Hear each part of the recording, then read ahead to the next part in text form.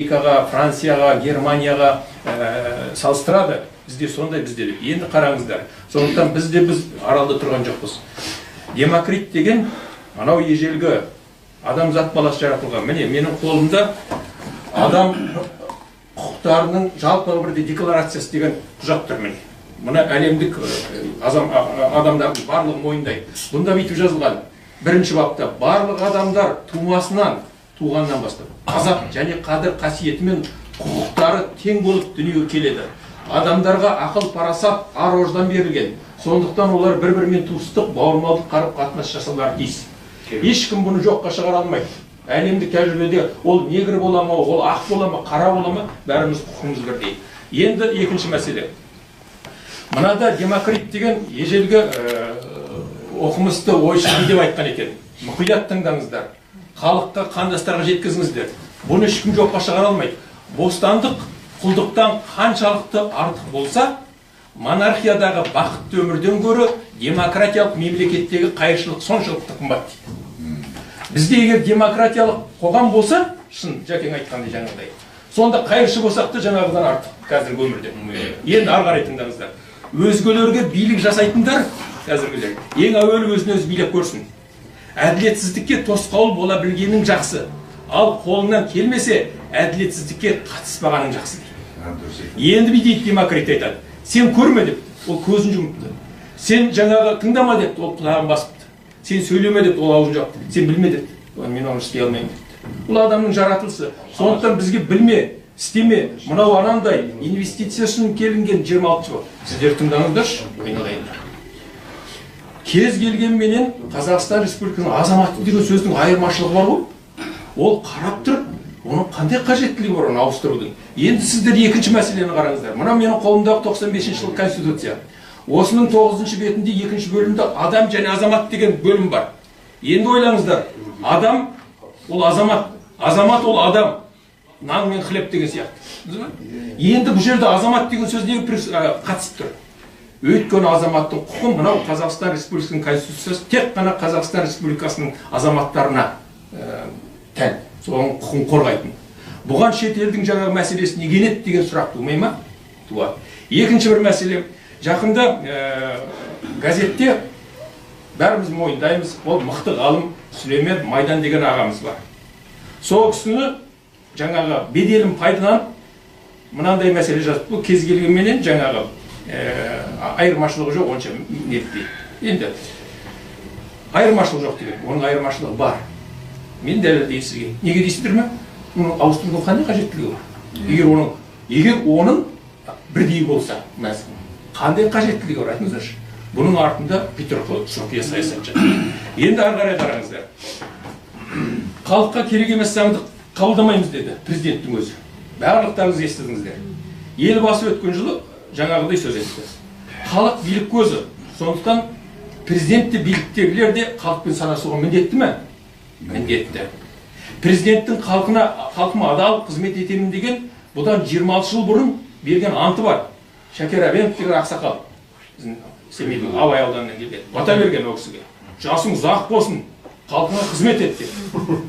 Енді қараңыздар, ата заңға 26 жылдан соң аяқ астынан түсінен шошыған бақсыдай билік тарапынан халыққа бейбәлім өзгерістер дайындалып, оны енгізудің объективті себептері аталмай, себебін айтқан жоқ. Биліктің көзі болып саналатын халықпен санаспай, бұрынғы әдеттеріне салып, жоғарыдан зорлықпен лауазымдарын асыра пайдаланып, осы өзгерістерді қабылдауға бет бұрып отыр. Қазақстан Республикасының Конституциясына өзгеріс енгізу үшін жасақталған комиссия мүшелері бас прокурор Асанов, жоғарғы соттың төрағасы Мәми өздерінің жоғарғы лауазымды биліктерін асыра пайдаланып, бұрынғы ата заңда 20 жыл бойы сақталып келген баптарға негізсіз шүйлігіп, халыққа қиянат жасағалы отыр. Енді қараңыздар, мынау 93 жыл Конституция алдында тұр. 95 бапта бүйтіп жазылған. Судебная власть в республике Казахстан принадлежит Конституционному суду деп. Ары қарай жазылады. Конституционный суд является высшим органом судебной власти по защите Конституции Республики Казахстан. Енді қараңыздар, жаңа Жәкең айтты, биліктің үш тармағы дейді. Биліктің үш тармағы демократияның басты принципі. Егер демократияны қажет етсек, осы үш билік тепе-тең болу керек. Заң шығарушы орган, Герохан спикер. Ертең ана соттың да мәмидің или президенттің тілін алмау керек. Лобби деген болады. Ана өзінің мүддесін өткізу үшін жаңа жерде де өткенде заңдастырды ғой. Сол сияқты депутаттарды сатып алады. Біреуді былай сатып алады, біреу сатып. Бұл кісі көнбеу керек, өзі заң шығару керек. Заң халыққа қызмет ету керек. Енді сот билігі. Ертең ана Жәкеңе біреулер звондаса, анау анандай еді, мынау мынадай еді, кешірші бәлен түгел ақшасын қайтарады деген. Бұл айтады, мен білмеймін, заңға бағынамын. Ал атқарушы билік, ол өзінің атқарушы міндетін атқарады. Міне, биліктің үш тармағы дейді. Үш таған, үш сира. Егер мұнан біреу қысқа болса, мынау тұрмайды. Құлайды. Жоқ болса, вообще құлайды. Ал енді әлемдік тәжірибеде, анау 17-ші ғасырда Англияда Джон Лок, 18-ші ғасырда Шарль Луи Монтескье Францияда, одан кейінгі білімді қазір 4 ғасыр өтті ме, әлемдік демократиялық елдердің барлығында үш билік қызмет етеді. Ал енді оның үстінде арбитр кім болу керек? Араларында дау туады жұмыс барысында. Сол кезеңде конституционный сот болады. Ол өзі шешпейді. Әлгі біздің судьялар сияқты ішкі наным сенімін, әлгі туғаннан сондай наным сенімі бар сияқты көрінеді. Олар заңға бағынатын, заңда былай жазылған, бітті. Сіздікі қате дейді. Ана Америкада районный сот Трамптың бір мәселесін жаңағы шегеріп тастаған. Заңсыз дейді. Конституция. Сондықтан конституция деген бұл ата заң. Тегін ата заң деп аталмаған. Ата заң. Бұған күндегі жүріс енгізу деген ол болмайды. Ол деген ойыншық нәрсе емес мына. Сондықтан сіздердің ойларыңызда болсын. Осы каждый менен Қазақстан Республикасының азамат деген сөздің ауыстырудың қажеттілігі бар ма? Жоқ. Енді мына жерде биліктің үш тармағын бөлу, беру керек еді. Ол бұдан 26 жыл өтіп кетті. Сол кезеңде беру керек еді. Ал жарайды, қазір берді. Берген көз алдарыңызға елестетейін мен. Ол үшін барлық билік таралу керек. Депутатты халық сайлау керек. Халық билеу ғой өйткені. А бізде сенатты кім сайлайды? Депутаттарды сенатты кім сайлайды? Мәслихат сайлайды. Мәслихаттың адамдары бәрі өздерінің адамдары. Сыбайласқан олар адамдар. Әлгі мен сабақ беріп тұрған кезеңде видео айтқам. Депутаттар, ана Иса деген журналист ағам неміз бар, әріптесіміз. Сол кісі айтқан депутаттар ол жат десең жатады, тұр десең тұрады, жат деген тұр дегенді ұмытып кетсең жата береді деген. Сол сияқты депутаттар қазір бұл билікті алып жүре алмайды. Екіншіден, атқарушы билікте дайын емес. Атқарушы билік қалай жасақталынады? Ол үшін, міне, Қазақстанның халқы отырсыздар ма?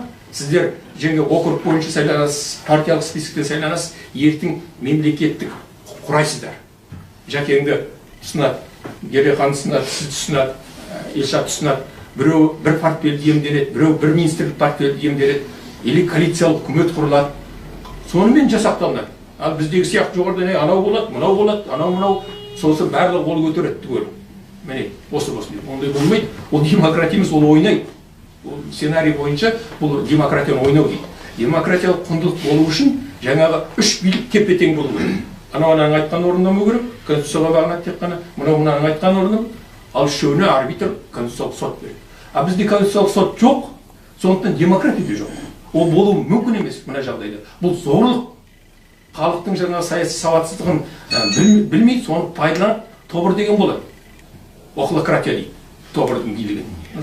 Бұл жаңа тобыр деген іштер түсінбейді, ананы айтсаң да барады, ананы айтсаң да барады.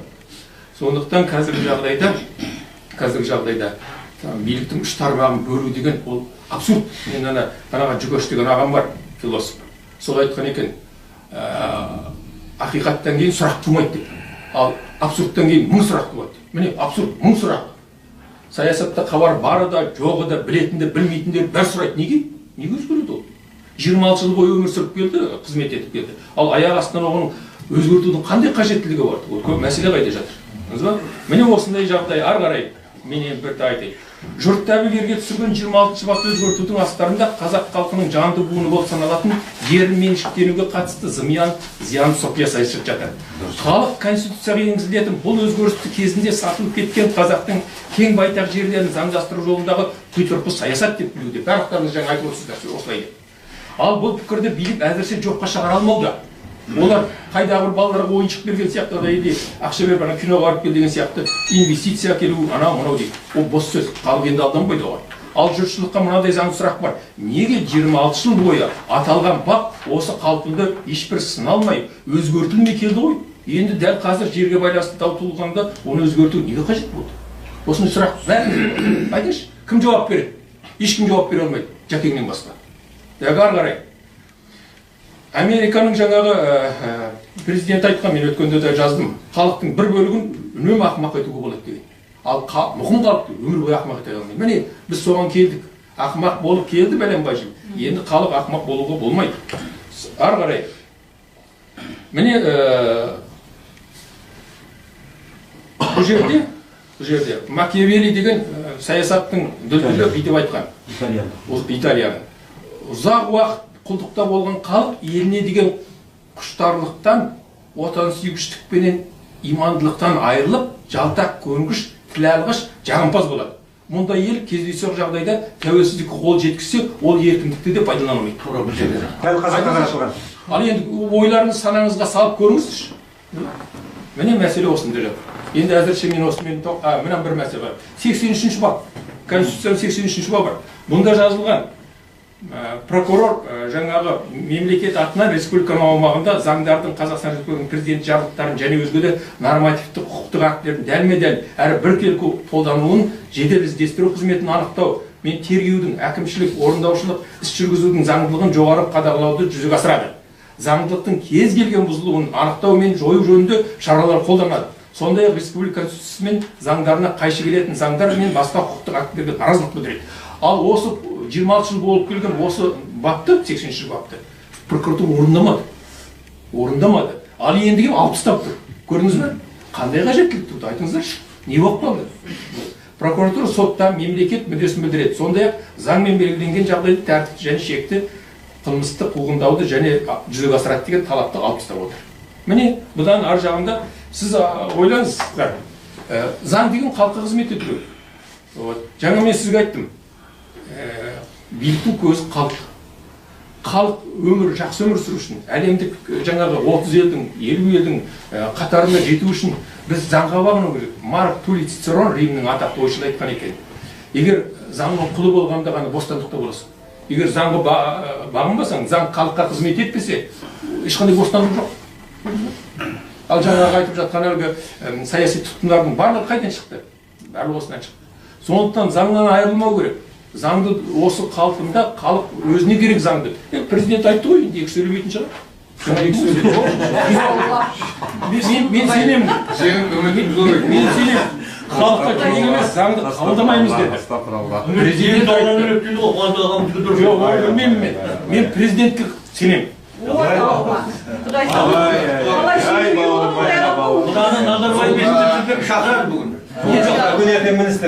Есағанға сұрақ бар ма? Ондай адамға сенуге болмайды. Өзіңе сұрақ бар ғой.